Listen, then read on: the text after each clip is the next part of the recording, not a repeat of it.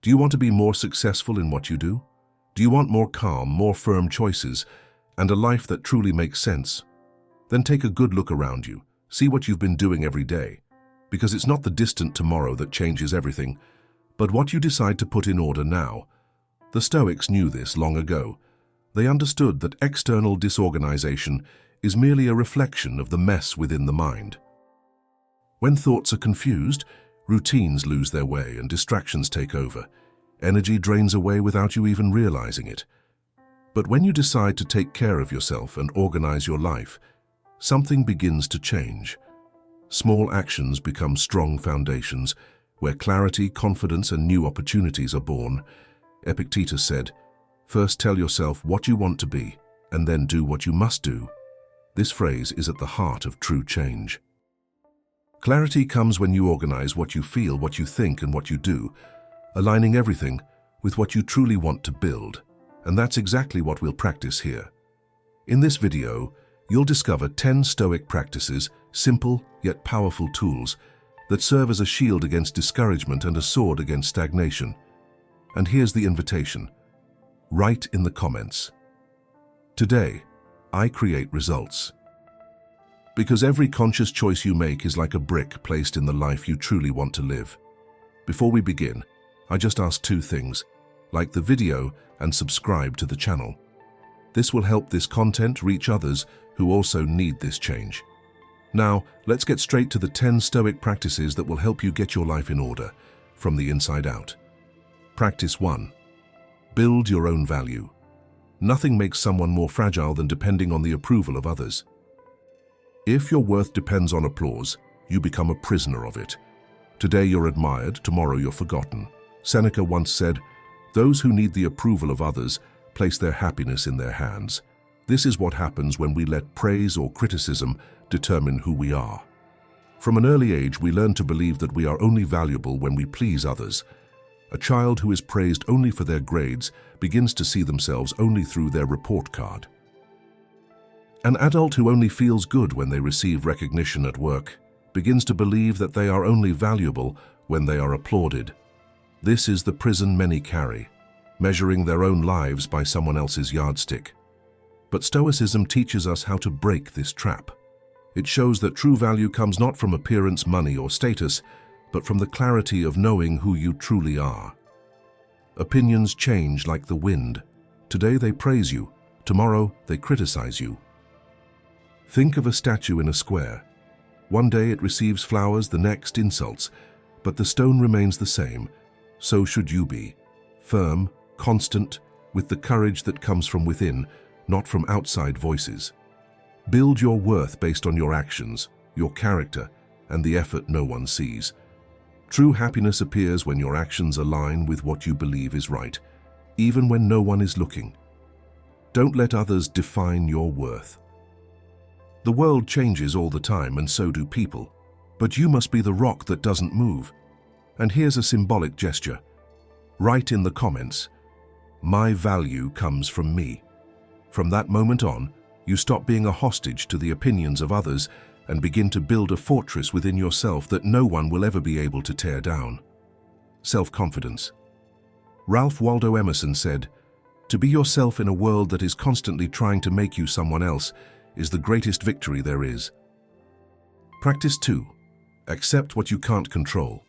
You can plan, strive, predict, calculate, and still, the world will surprise you. Life, no matter how organized it seems, always holds a dose of unpredictability, and this is where many get lost. We want to control everything: the weather, the people, the reactions, the weather, the results. But the Stoic knows that this is the illusion that steals the most energy and peace. Because while you try to control the uncontrollable, you forget to take care of the only thing that truly depends on you: the mind itself. Epictetus, one of the great masters of Stoicism, summed up the entire philosophy in a single sentence. Some things depend on us, others don't. It's simple but revolutionary. He called this distinction Stoic dichrisis, and said that all unnecessary pain arises when we confuse these two spheres. We want to shape the world to our liking, but the world was not made to please us.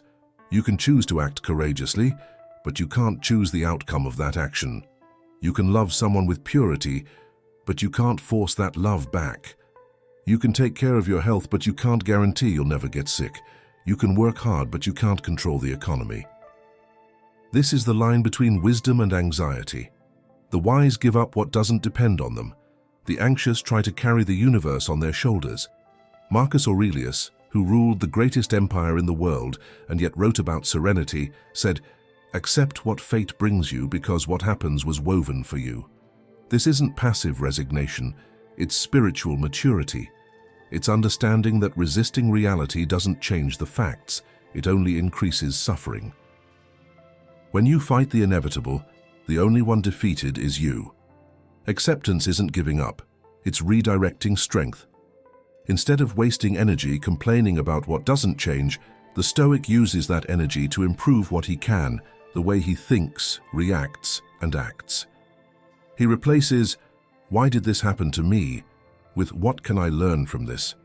This simple shift in question transforms pain into wisdom and misfortune into training. Look at nature. The river doesn't fight with the rock, it flows around it. The wind doesn't get angry with the obstacle, it passes through it. And yet, both keep moving. Life is similar. The problem isn't the obstacle, it's the attachment to the idea that it shouldn't exist. Suffering is the friction between what is and what you wish it were. Seneca wrote that fate leads those who accept it and drags those who resist it. The difference between being led and being dragged is only in your internal posture.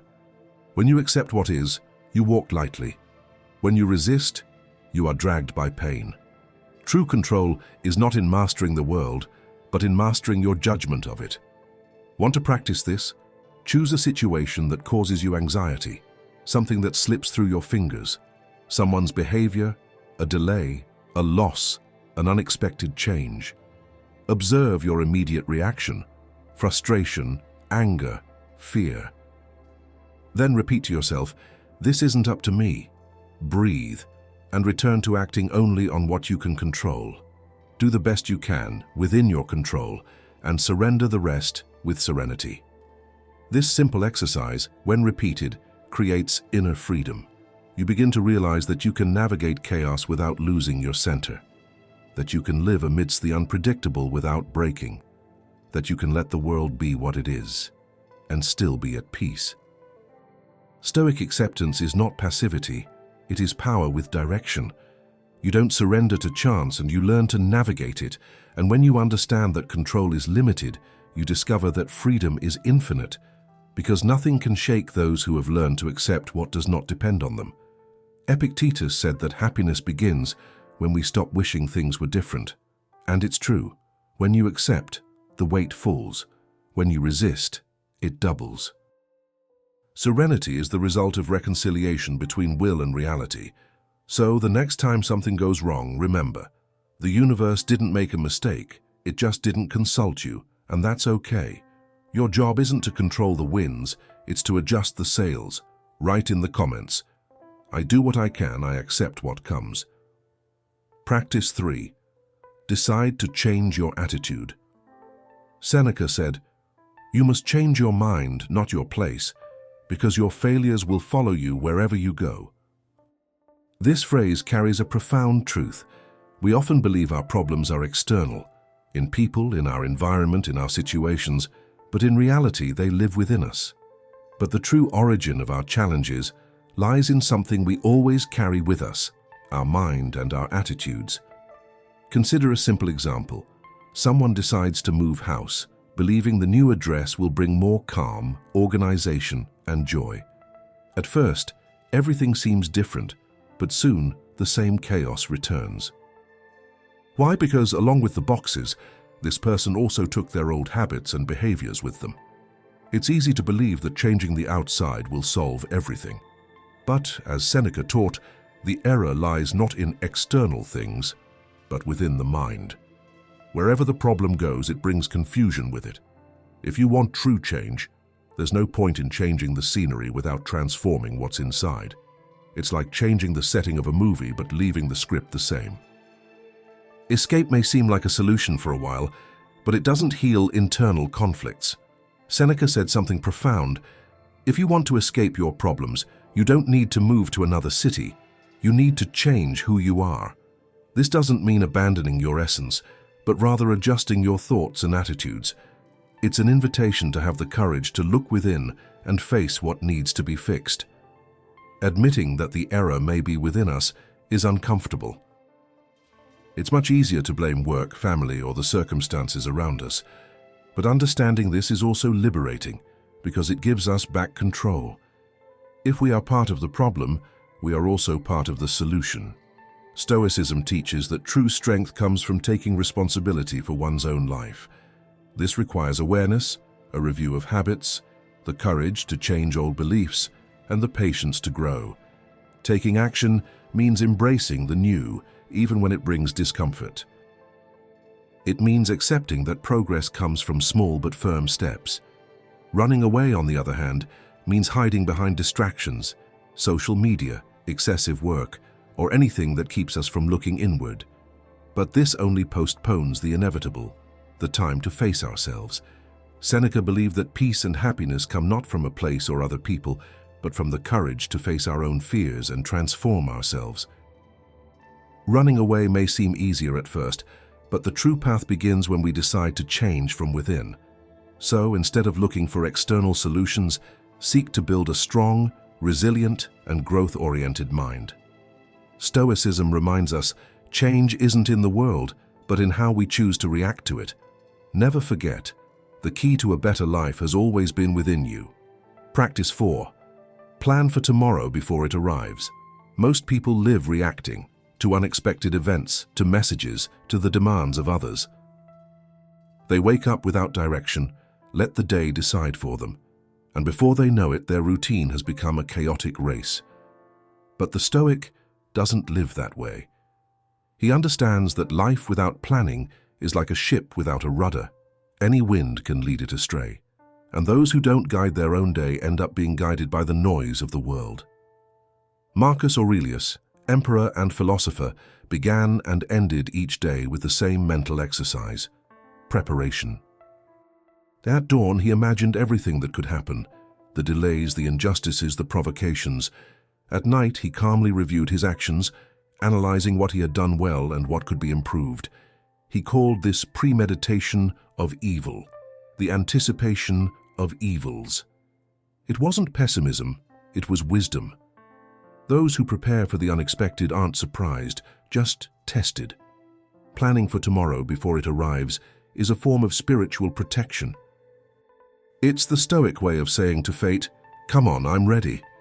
When you mentally organize what you want to accomplish, external chaos loses its power. The unexpected still exists, but it doesn't overwhelm you. You absorb it with ease.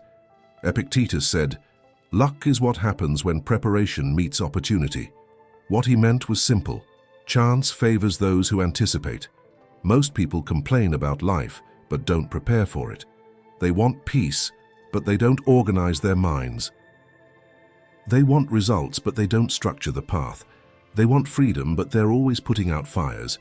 The Stoic, on the contrary, plans ahead, acts with intention, and accepts what is beyond control. Planning for tomorrow isn't about trying to predict everything. It's about aligning your intentions with your actions. It's deciding in advance what energy you want to take into the next day. It's looking at your own life as a strategist and not as a spectator. Planning is the opposite of anxiety. While the anxious person tries to control the future, the wise person prepares to receive it calmly. Want to practice this? Every night before bed, set aside 5 minutes of silence. Close your eyes and visualize the next day as a map. Think about the tasks that really matter, the people you'll meet, the situations that might test you. Ask yourself, what deserves my energy tomorrow? What can I eliminate or delegate? How do I want to react if something gets out of control? Then, write down 3 priorities, just 3, and commit to starting your day with them. This little ritual gives you a sense of direction and mastery that completely changes the quality of your focus. Over time, this habit turns into a form of meditation. You stop being someone who survives the day and become someone who leads. Stoic planning is not an agenda. It is an exercise in consciousness. It doesn't make you rigid, it makes you prepared. And the more prepared you are, the lighter it becomes. Seneca said that life is long enough if we know how to use it well. Planning is exactly that, using the time we have well. Every minute thought wisely turns into hours of peace in the future, and each well-started morning is one more brick in the construction of an orderly, lucid, and productive life. So before you go to bed today, make this commitment to yourself. Don't leave your tomorrow to chance. Create the architecture of your day with purpose. Don't wait until you wake up to decide what to do. Wake up already knowing why you're getting up. So the world may test you, but it will never catch you off guard. Because chaos only dominates those who live without preparation. And preparation, when practiced consistently, transforms into serenity that nothing shakes. Write in the comments, I prepare my mind before daybreak. Practice 5, get rid of bad habits. Seneca, with his Stoic wisdom, left us with a provocative question. Show me a man who is not a slave. He realized that even slave owners were bound by their own chains, the weight of obligations, possessions, and the power they needed to maintain. For Seneca, true slavery was not of the body, but of the mind. He explained that we are prisoners when we allow ignorance and vices to rule us. It's important to realize how much power certain things have over your life. It could be the coffee you think you can't live without, the cigarette you use to relieve stress, the cell phone you check every minute, or even an addiction to games that promise luck and easy money. Whatever controls your actions and thoughts has more control over you than you have over it. If you can't live without something, then that thing is in control of you. And here's the bottom line. The problem isn't the habit itself, but the dependence it creates. This constant craving, this feeling of, I need this, is what needs to be challenged. Some addictions can be erased completely, others change form and return in disguise. Perhaps you know someone who quit one addiction but quickly fell back into another. The Stoics said it's this lack of freedom, this inability to control oneself, that causes suffering. As long as you're trapped in an addiction, you can't truly be great. No matter how harmless the habit seems or how socially accepted it is, it can't dominate your life. So make a real commitment. Stop being a slave to what holds you back. Start today. Your strength and freedom depend on this decision. Practice 6. Think clearly before acting emotionally. Those who don't learn to control their emotions end up fragile, like a rudderless boat, lost among the waves and winds of others. And the danger goes beyond that. People who understand emotions can influence you without you even realizing it. Decisions made in the heat of the moment often sow future regrets. Strong emotions seem irresistible in the moment, but they almost always leave bitter trails later. Imagine this. You have a good friend and the opportunity to start a business with them arises. It's normal to feel excited, but if you decide solely based on that feeling, you might overlook important factors such as experience, work ethic, and conflict management skills. The result? A strained friendship and a failed project. From an early age, we learn to trust our emotions as a compass, but Stoicism teaches us something different. Reality can only be truly seen when the mind is clear, without the clouded lenses of impulse. Questioning what we feel is not the same as hiding our emotions. It is finding balance between heart and reason, and it is in this balance that inner freedom is born. Most advertisements don't just sell products, they sell emotions, status, a sense of belonging and immediate pleasure. And we often buy without even understanding why. This same mechanism operates in much larger decisions, choosing a relationship, a career, how we manage our health. Think of a woman in debt who sees her dream handbag on sale. Impulse screams, it's now or never, but reason whispers, now is not the time. If she follows her emotions, the problem worsens. If she listens to reason, she plants the seed of a safer future. The same happens with someone who, overcome by anger, responds to a message without thinking and destroys an important bond. Or with someone who, overcome by excitement, says yes to everything and then gets lost in promises they can't keep. Emotion without direction is like a river without banks. It overflows and causes havoc. So, here's the invitation. Apply a rational filter to your choices. It's not about extinguishing the heart, but rather about giving it a partner, a lucid mind. When reason and emotion work together, decisions cease to be impulses and become conscious choices. Now, a practical challenge. For the next 7 days before any important decision, give yourself a pause. Ask yourself, if I weren't overcome by emotion, would I still make this choice? Then, write down your answer. This simple habit can prevent painful mistakes and open the door to choices that build, not destroy. Remember, emotion is the fire that moves, but reason is the hand that holds the torch. Alone, both blind. Together, they light the way. Practice. 8. Stop trying to be perfect and focus on improving. The pursuit of perfection is a trap in disguise. It seems like a noble desire, but it can kill progress. Martha Graham, one of the greatest dancers and choreographers of the 20th century, experienced this firsthand during the winter of 1931. After months of creating a series of new dances, she felt her work wasn't good enough. Despite receiving praise from everyone around her, she could only see what was wrong. His frustration was so great that he came to believe he had wasted the entire year. "I ruined my entire winter," he said.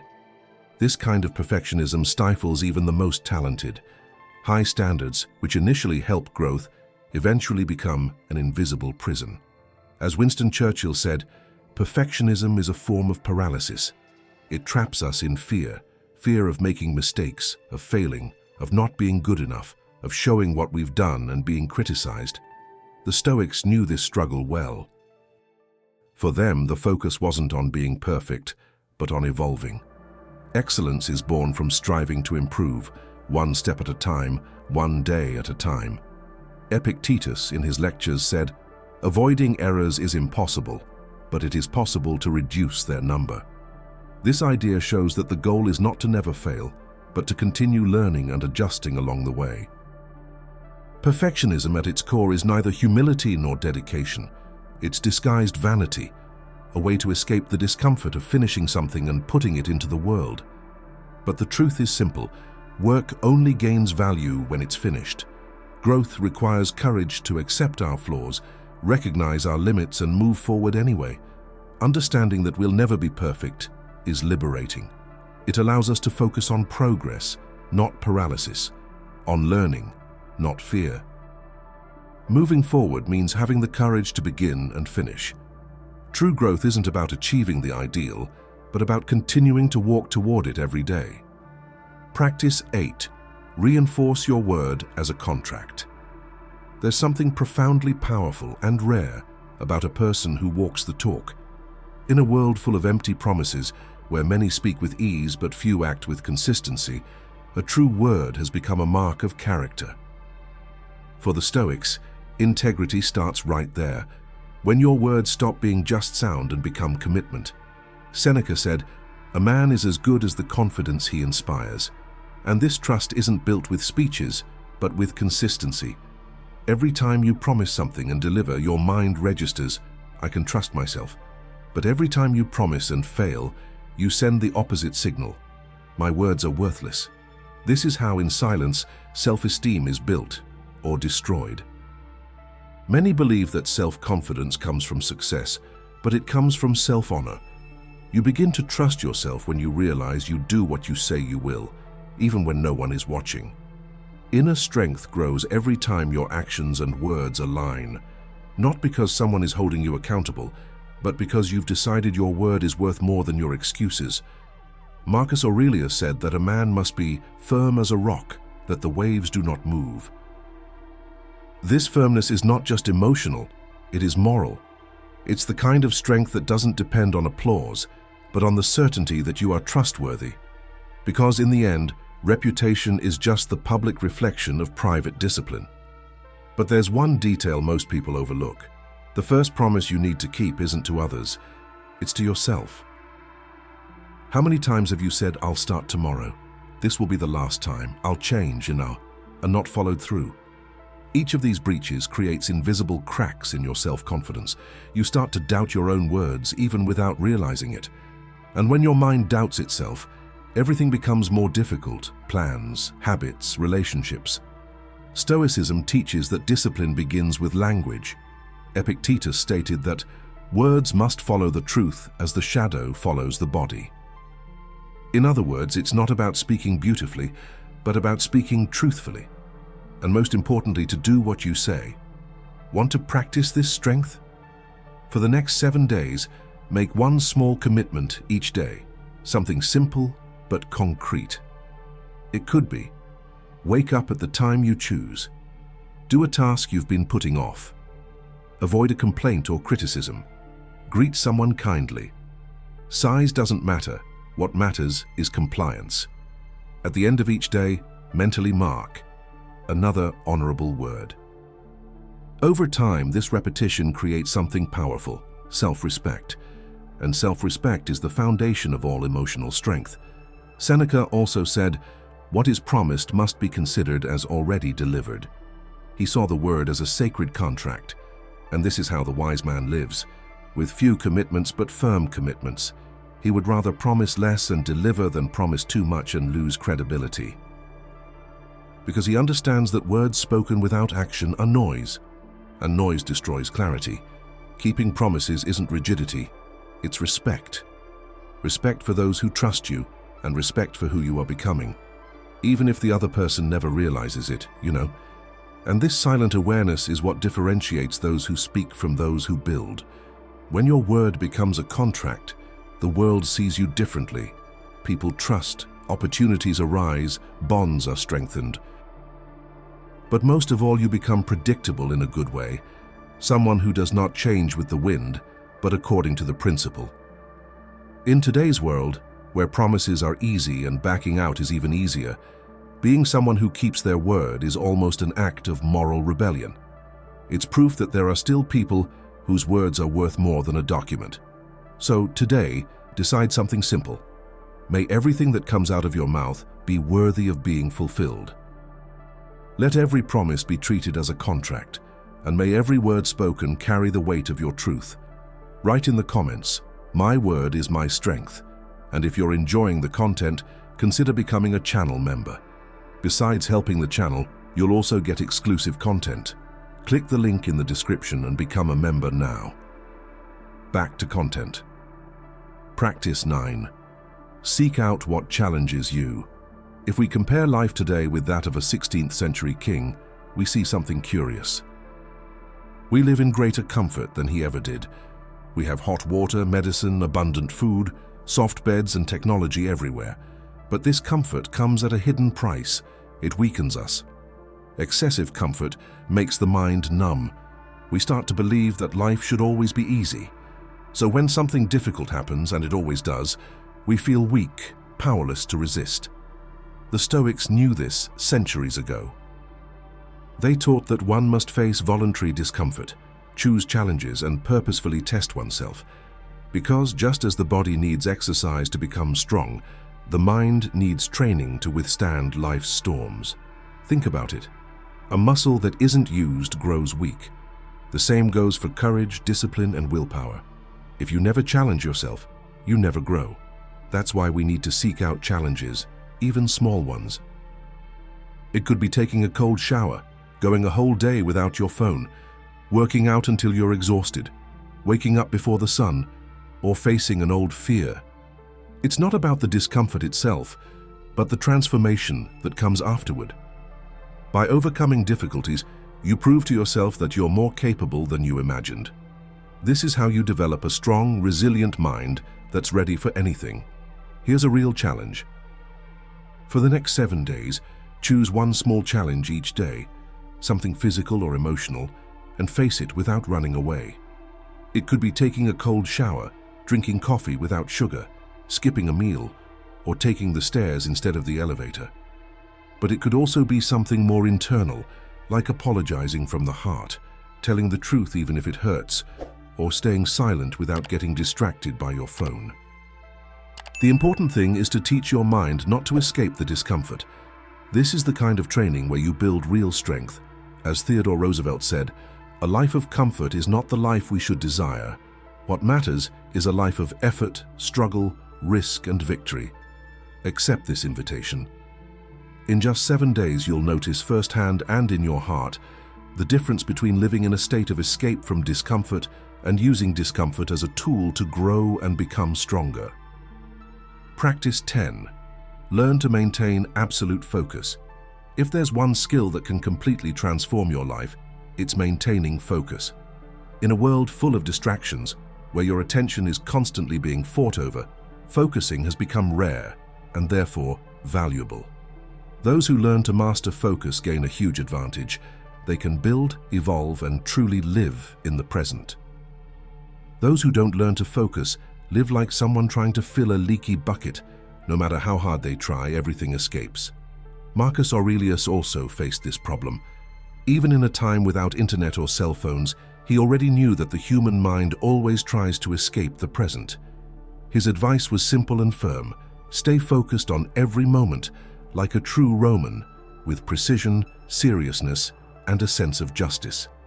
This is the basis of focus, an act of will, not a stroke of luck. But the enemy of attention isn't just out there, in the noise of the street, the notifications on your phone, or the chaos of everyday life. It also lives within us. It's the worries that return, the heavy feelings, the thoughts that keep knocking on the mind's door. This internal noise is even more dangerous because it steals our peace without making a sound. Seneca knew this better than anyone. Living in a noisy house in Rome, surrounded by the sounds of the never-ending city, he wrote to a friend that he had learned to steel his nerves against external distractions. He explained, "I have trained my mind to remain steady and not to be distracted by what is happening outside. The environment may be chaotic, but if my mind remains calm, nothing really disturbs me." This is the kind of control we need to develop. And it doesn't come by chance, but through practice, discipline, and patience. Meditating, writing daily, reflecting in silence, and occasionally disconnecting from distractions are like strength exercises for the brain. Without focus, we live only on the surface. With focus, we dive deep. Without focus, the wind carries us. With focus, we become roots, firm, stable, and strong. So, here's your challenge. For the next 7 days, choose one simple task each day and give it your full attention. It could be writing for 15 minutes without touching your phone, eating a meal without distractions, or talking to someone while looking them in the eye without interrupting. Try to be fully present, whole, without dividing yourself. As Seneca wrote, "No noise reaches you, no word takes you from your center." This is the state that changes everything, and I want you to make a commitment right now. Write in the comments, "Today I focus." Because this simple gesture is the first training for the skill that can transform your life, that of being completely present in the moment as it happens. Practice 11. Focus only on taking action. Epictetus's famous question still applies today. How much longer will you wait to demand the best of yourself? Marcus Aurelius, in his Reflections, spoke of something similar.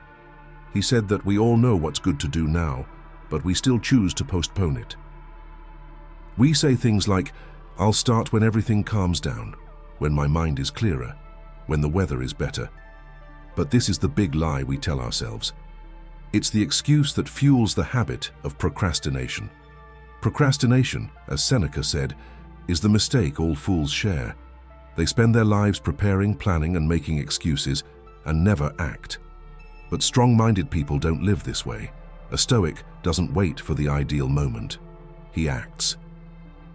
He gathers courage, determination, and discipline, faces what needs to be done, and does it without delay.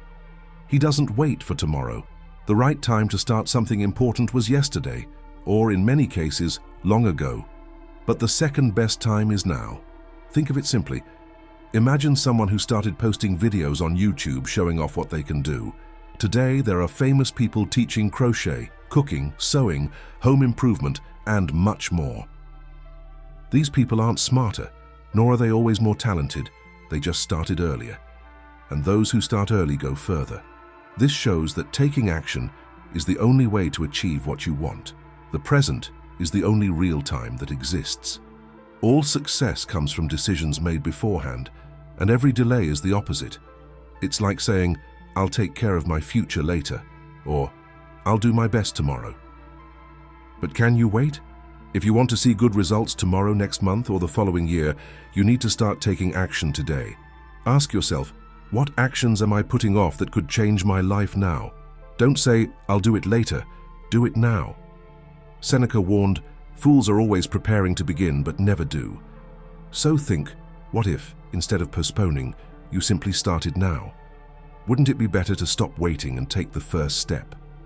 Tomorrow depends on the decisions you make today. And what you sow now is what you will reap later. Practice 12. Master silence before speaking. In times of loud voices and quick responses, silence has become a rare and powerful virtue. Most people speak to defend themselves, justify themselves, or assert themselves. They believe they need to fill every space with words, as if the void were a threat. But the Stoic understands otherwise. It is in the space between impulse and response that true power resides. Talking is easy. The hard part is knowing when not to speak. Marco Aurelio wrote, "Let silence and justice be your masters." He knew that in most situations, silence is more persuasive than any argument. Silence isn't absence, it's concentrated presence. It shows dominance, wisdom, and confidence. While others react, you observe. While the world screams, you choose what truly deserves a response. The habit of responding to everything, of participating in every argument, of always wanting to be right, is one of the greatest energy thieves. Every word spoken in the heat of emotion has a cost. You waste your peace to prove a point that in the end doesn't even matter. The hasty mind speaks to ease the discomfort of silence, but the wise speak to build something with it. The Stoics practiced silence as a form of self-mastery. Seneca, writing to Lucilius, said that the wise man does not rush to speak because time is the judge of words. He taught that every response should arise from a calm mind, not an inflamed heart. When you speak before thinking, you surrender control of your life to the emotion of the moment. But when you remain silent and observe, you transform instinct into choice, and that is where freedom is born. Think about how many times you've regretted speaking too much. Words thrown unchecked can destroy relationships, close doors, and fuel regrets. Now think about how many times you've regretted remaining silent. Probably far fewer. Silence rarely requires repair. It preserves, protects, and teaches. Mastering silence doesn't mean being passive. It means choosing the right moment and tone to act. There is a silence that is cowardice, the one that avoids necessary confrontation. But there is a silence that is strength, the one that refuses waste. The Stoic practices the latter. He doesn't omit, but neither does he get lost in empty arguments. He speaks only when words are more useful than silence. Want to harness this power within you? Try this exercise. For a week, practice deliberate silence. Choose a moment in your day, a meeting, a difficult conversation, a text exchange, and practice self-control. Before responding, count to 3. Breathe. Ask yourself, what do I want to generate with this response? Peace or conflict? Clarity or ego? If there's no real benefit in speaking, choose silence. You'll notice something surprising. Silence begins to give you more authority. People start to listen when you speak, precisely because they realize your words aren't being thrown out, they're being chosen. And internally, something shifts. Your mind, previously restless, becomes steady. You stop being held hostage by your own emotions and begin to observe life calmly and accurately. Epictetus said, "God gave us 2 ears and 1 mouth so that we listen twice as much as we speak." This proportion is the secret of wisdom. Listening more than speaking is an act of humility, and humility is the foundation of learning. He who talks too much learns little. He who listens understands the world. For the next 7 days, challenge yourself to speak less and observe more. Use silence as a tool for understanding. When the urge arises, to criticize, respond, correct, or justify yourself, stop and choose control. Sometimes the best argument is the one that doesn't need to be said.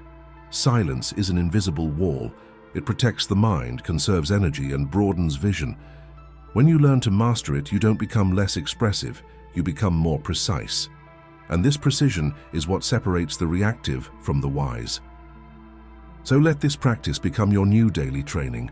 Speak only when your heart is calm and your mind is clear.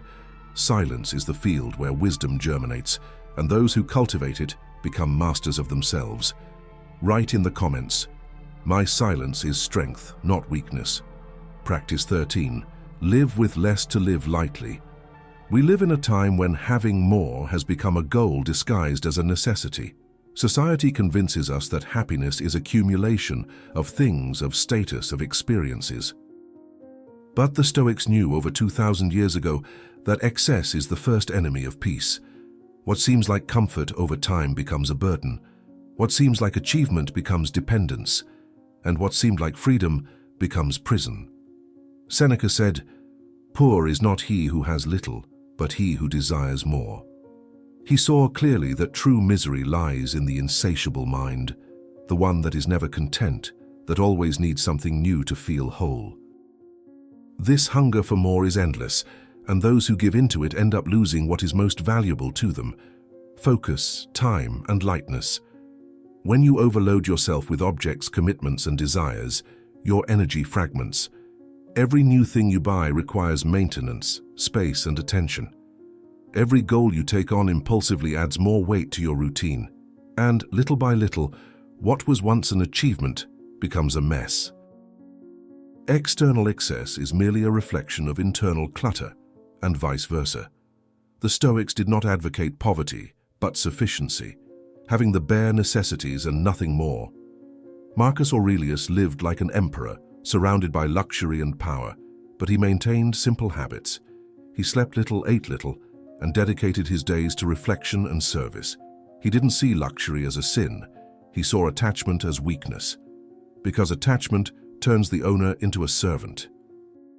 Think about how much of your mind is occupied with what you own, paying for it, caring for it, maintaining it, showing it off. Now imagine what your life would be like if everything were reduced to the essentials, those things that truly contribute to your peace, your growth, and your purpose. What would be left? What truly has meaning? Lightness arises when you stop fighting the void and start respecting it. Emptiness isn't absence, it's space.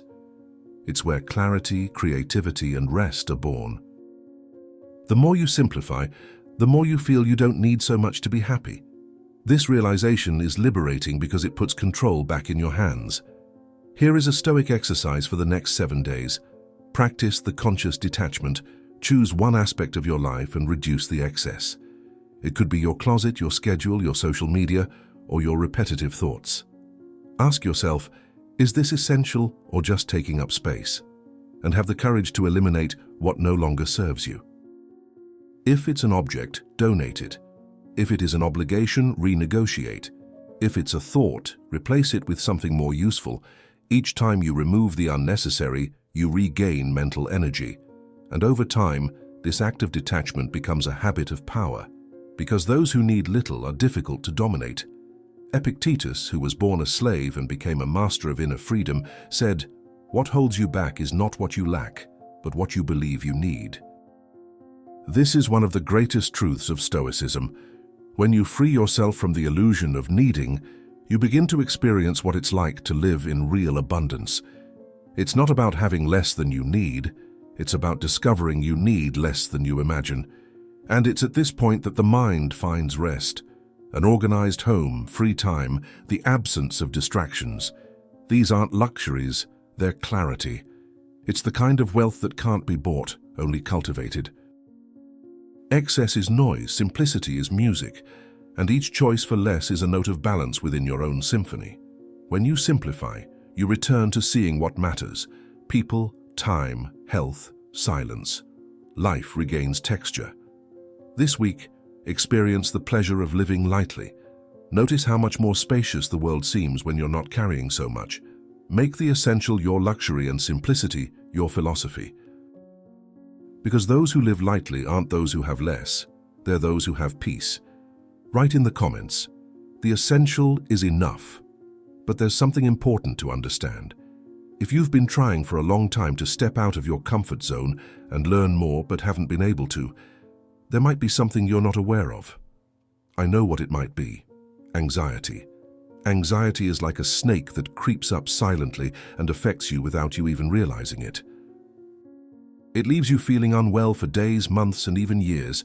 Living like this is like being sick all the time. But I know a solution. Stoic philosophers, along with modern psychology, have a way to help you get rid of it. I managed to cure myself of this anxiety. I made a video explaining how you can get rid of this problem, and it's in the first comment. Click the link in the first comment and start healing yourself from this feeling of anxiety. Practice 14. A disciplined body creates an unshakable mind. It may seem strange to talk about the body in philosophy, but taking care of yourself physically has everything to do with the life you want to create. When the body is neglected, fatigue, lack of energy, and dependence on luck set in. A weak mind almost always stems from a weak body. The Stoics knew this well. They ran, fought, carried weight, endured the cold, and were always on the move. The expression, "a healthy mind in a healthy body," fits perfectly here. For them, body and mind were inseparable allies. Today, many people simply seek the ideal body. They want to see muscles, feel beautiful, appear stronger. But when we think of philosophers, we rarely imagine active, strong, and courageous people. But the thinkers of antiquity were the complete opposite of this image. Socrates was a soldier, Cleanthes was a boxer, Marcus Aurelius hunted and fought, and Seneca dove into the icy waters of the Tiber River. They didn't do this out of vanity. They did it to train their souls. For them, strengthening the body also meant strengthening the spirit. Seneca used to say that we must treat the body firmly so that it doesn't disobey the mind. This idea is old, but it remains true. When the body loses control, the mind weakens. But when the body is trained, the mind learns discipline. The body is like armor that protects thoughts. If you ignore it, you end up weakening. But whenever you choose physical exertion, whether it's running, training, or even taking a walk, you're teaching yourself a powerful lesson. I can do what I promise. My mind rules my body. The body almost always wants to stay still, asks for rest, makes excuses, tries to convince you that tomorrow will be better. But every time you get up and do what needs to be done, you're not just strengthening muscles. You're training clarity, discipline, and self-mastery. This is the true power of physical exertion. It shows you that you're capable of much more than you imagine. Effort transforms fatigue into energy, doubt into confidence, and fear into courage. So here's the challenge. For the next 7 days, get your body moving. It can be something simple or difficult, it doesn't matter. What matters is fulfilling your commitment to yourself. Every time you overcome laziness and take action, you also strengthen your mind. And with each step, you build not only physical strength, but also a strong, resilient soul ready to face any challenge. Practice 15. Turn obstacles into training. Most people view problems as enemies, as unfair interruptions to their plans. But the Stoics saw something completely different. They believed that every obstacle is a disguised invitation to grow. What holds you back teaches you. What slows you down strengthens you. And what hurts you sharpens you. The problem isn't the obstacle itself, but how you choose to face it.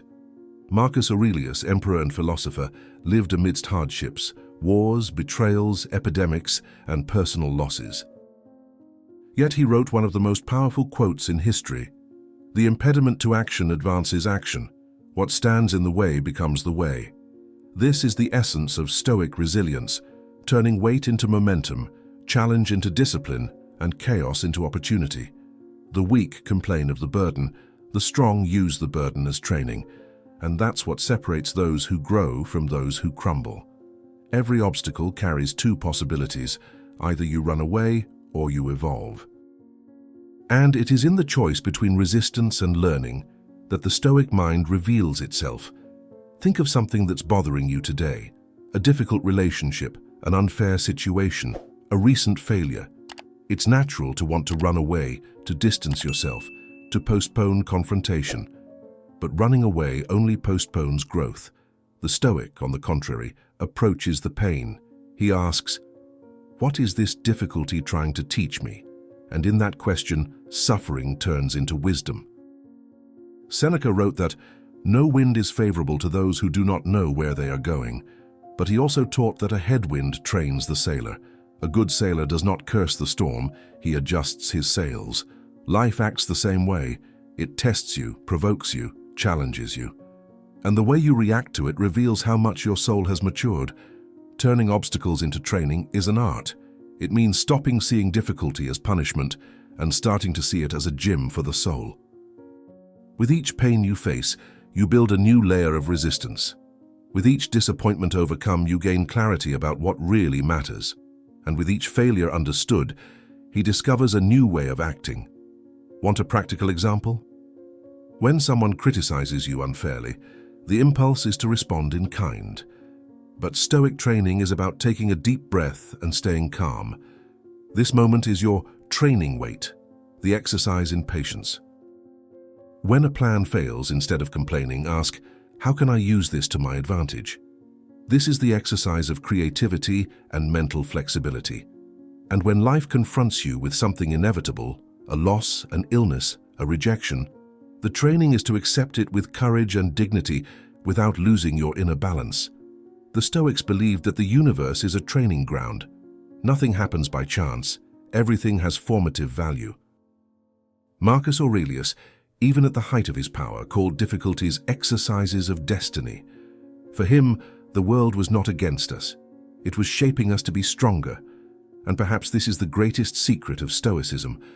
The obstacle is not the end of the path, but the path itself revealing itself. For the next 7 days, try this exercise. Whenever something frustrates or irritates you, tell yourself, "This is training."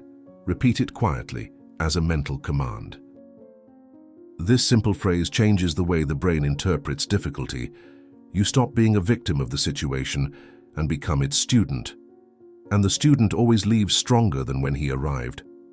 Over time, you'll realize that life doesn't test you to knock you down. It tests you to show you that you're already stronger than you think. Adversities don't disappear, but your relationship with them changes completely. Fear turns into focus, pain into resistance, frustration into clarity. And then something magical happens. What once paralyzed you starts to move you. Remember this: the world is not under your control, but the meaning you give it is. Each obstacle can be a wall or a step, and the difference is just how you choose to step. Write in the comments. Nothing happens to me, everything teaches me. Practice 16. Always forgive until you feel light. Forgiveness is a gift you give yourself. Holding a grudge is like carrying a boulder in your pocket. At first it seems light, but over time it becomes a huge burden. The pain of disappointment, injustice, or harsh words can be profound, but even worse is reliving that pain every day. Every time you think angrily, you reopen the wound. It's like ripping the scab off a scar that was almost healed, making your soul bleed again. Epictetus taught that true happiness comes when we let go of what's beyond our control, and resentment is exactly that. A prison of your own making, where you choose to remain trapped. Forgiveness isn't about saying the other person was right. It's not about forgetting what happened or pretending nothing hurt. It's simply about refusing to carry the weight of the past. It's about deciding that no one will hold the reins of your inner peace anymore. There is, however, an even crueler prison, waiting for the other person to apologize, believing that you can only move on when they acknowledge their mistake. This isn't up to you, and the longer you wait, the more you hold on to resentment. The true path is forgiveness because it depends solely on your decision. It protects what is most beautiful in you, your calm, your generosity, your dignity, and your inner light. Think of forgiveness as a rope you've been holding tightly. The longer you hold it, the more it hurts, But the moment you let go, the pain goes away and lightness returns. So here's your challenge. For the next 3 days, choose a hurt that still holds you back. It can be something small or big. Write down on a piece of paper what happened and who was involved. Then read aloud, "I choose to release this burden." Keep the paper or tear it up, but let that rope fall from your hands. Don't expect anything from anyone. Freedom begins within you. Practice 17. Stop comparing yourself. No poison is as silent and constant as comparison. It seeps into the cracks of your mind and slowly erodes your contentment with your own life. You wake up feeling good, but then you see someone who seems more advanced, more beautiful, richer, and suddenly what was once enough is no longer enough. Comparison is the invisible thief of joy. The Stoics understood this clearly. Seneca wrote, "No one is more unhappy than he who is tormented by the happiness of others." He knew that when we measure our lives by other people's yardsticks, we lose sight of what truly matters, our own inner progress. Each person has a different path, time, and story. Trying to keep pace with someone else is like running a marathon in shoes that don't fit. Comparing yourself is forgetting your own purpose. It's letting the perspective of others dictate your worth. But the Stoic doesn't live to prove anything. He lives to perfect himself.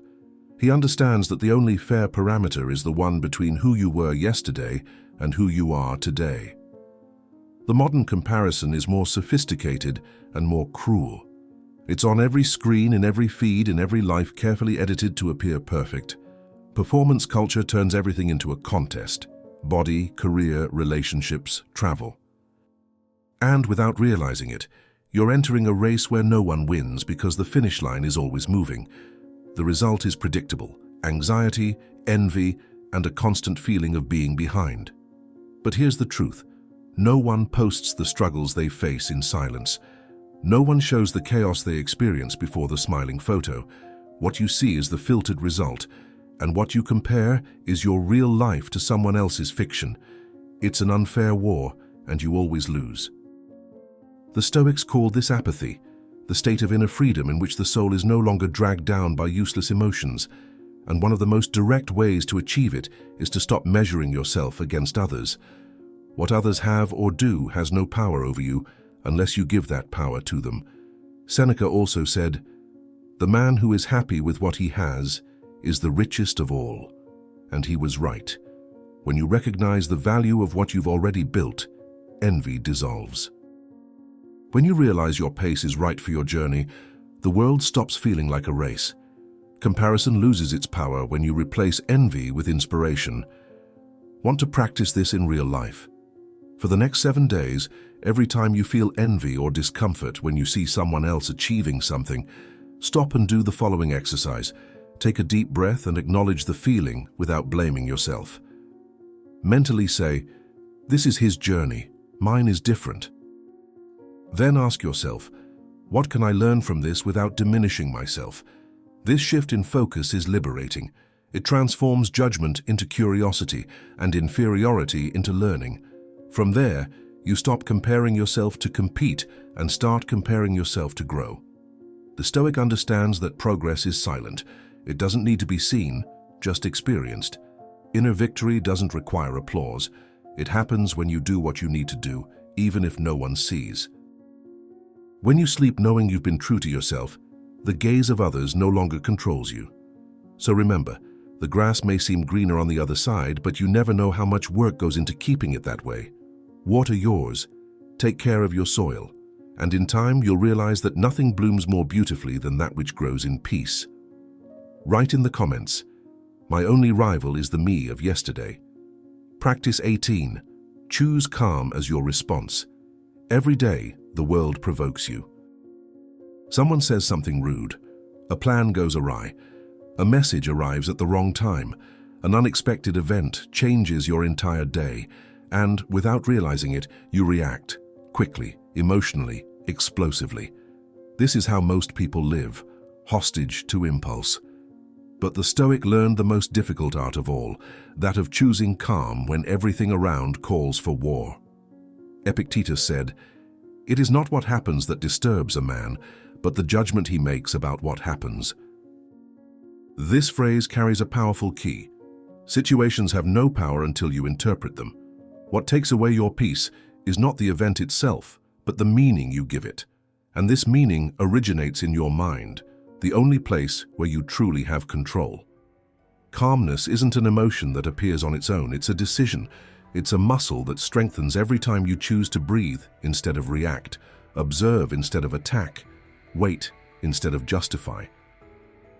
Anger feels like strength, but it's only loss of control in motion. Calmness, on the contrary, is mastery. It is concentrated power. Marcus Aurelius, in the midst of wars and betrayals, wrote, "The best revenge is not to become like the offender." He understood that the greatest act of superiority is not to allow the behavior of others to determine your own. Being calm is not being weak. It is being impenetrable. It is to act like a rock in the middle of a storm. The wind screams, but it remains firm, silent, and whole. When you choose calm, you disarm others and strengthen yourself. Aggression needs a response to survive. Silence makes it die alone. Anger wants to invite more anger. Calm breaks the cycle. Every time you maintain control, even under pressure, your mind expands. You realize that life doesn't have to drag you along with the chaos. You can watch the storm without becoming part of it. But calm is not passivity, it is strategy. It gives you time to think, choose, and act with precision. It is the shield that separates reaction from response. When you react, the world commands you. When you respond calmly, you are the one who rules the world. Seneca said that anger is a temporary form of madness, and he was right. Those who act out of anger always regret it later. How many times have you said something in the heat of the moment and hours later wished you could take it back? Calm is that space between stimulus and wisdom, the gap that saves you. Want to practice this in real life? For the next 7 days, every time something irritates you, an argument, a line, a mistake, an insult, stop and take 3 deep breaths. It's not a symbolic gesture, it's physiology. The deep breath sends the brain the message that the danger is over. Then repeat mentally, "It doesn't dominate me." This simple phrase reconnects you to your center. You begin to realize that power is not in winning the argument, but in not losing yourself. Over time, this practice creates a shield. Other people's words no longer affect you. Unforeseen events lose their power to destabilize you. You act with clarity and not in haste, and what once took you off balance becomes just a test to reaffirm your inner mastery. Calmness is the natural state of those who trust. Those who live in peace with themselves do not need to shout to be heard, nor prove anything to anyone. The Stoic does not seek victory over another. He seeks victory over his own ego. And when the achievement is internal, nothing from outside can steal it. Remember, the fire only stays lit if there is fuel. When you choose calm, you take the fuel out of conflict. And where there is no reaction, chaos finds no home. So the next time the world tries to push you into haste, fear, or anger, do the opposite. Slow down, breathe, observe. Choose the response, not the reflex, and discover that serenity is the most powerful form of strength. Write in the comments, "My calm is my shield." Practice 19. Collect yourself every day. There's a kind of noise that doesn't come from outside, it comes from within. It's the noise of worries, of pending tasks, of voices repeating what you haven't done yet, what you should have said, what could have been different. We live surrounded by this invisible sound, and that's why so many people are exhausted without knowing exactly why. The modern world doesn't stop, but the Stoic learned something essential. You only stay whole when you know how to collect yourself. Marcus Aurelius, despite being the most powerful man of his time, retreated into silence every day. He called this moment his inner refuge. It wasn't an escape, it was a realignment. Amidst wars, meetings, and political pressures, he sat alone, reflected, and wrote. His notes, which we now know as meditations, were born from this simple and transformative practice, stopping to listen to yourself. He said, "Try from time to time to withdraw into yourself. No place is more peaceful and free from disturbances than the soul that lives in harmony with itself. That is one of the wisest sentences ever written, because it reveals a truth we almost forget. Silence is not the absence of sound, it is the presence of self. To withdraw is to return to the center, to the point where nothing forces you to react. It is the space where you observe, understand, accept.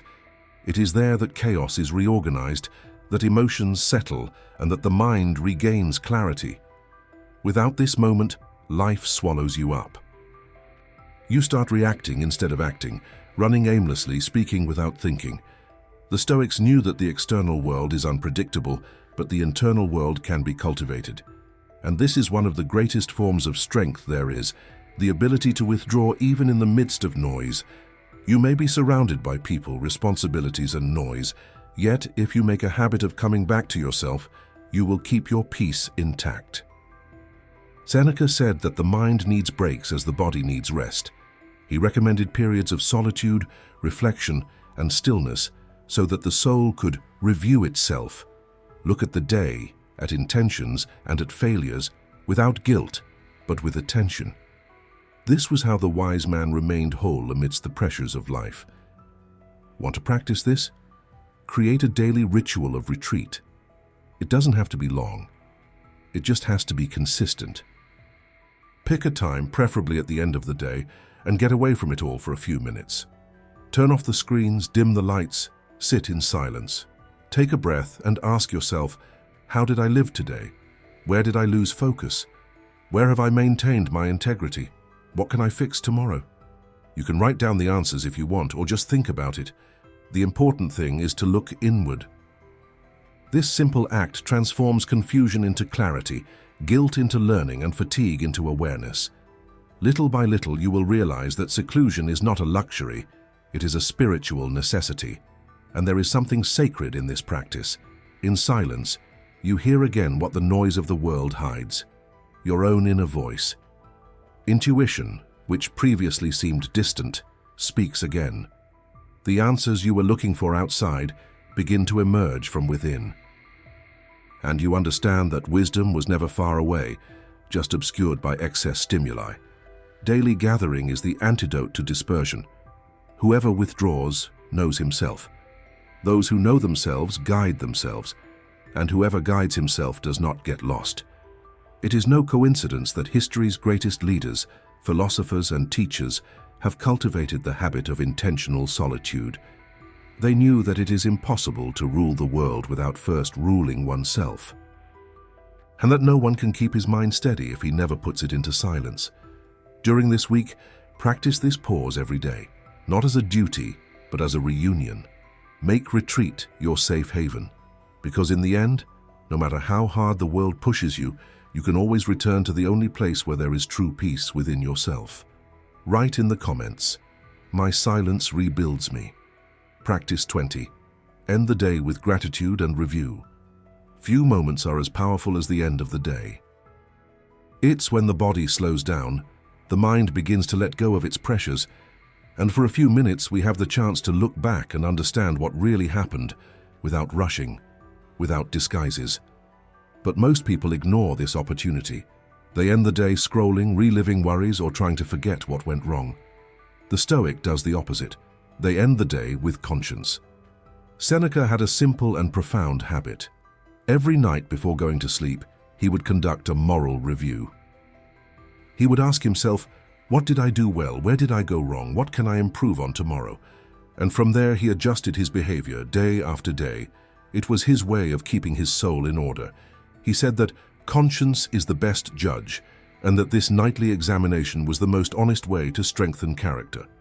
This practice is not about guilt, it's about clarity. It's not about punishing yourself for mistakes, but about assume them wisely. Stoic revision is an undistorted mirror. It shows what's right, what needs adjustment, and what can be left behind. And that's precisely what frees us from unconscious repetition. Those who review their own day don't live on autopilot. They live awake. The second part of this practice is gratitude, and it is the perfect complement to the review. Because looking at what's missing without acknowledging what already exists is like trying to walk with one foot tied. Gratitude is the counterbalance that maintains the soul's balance.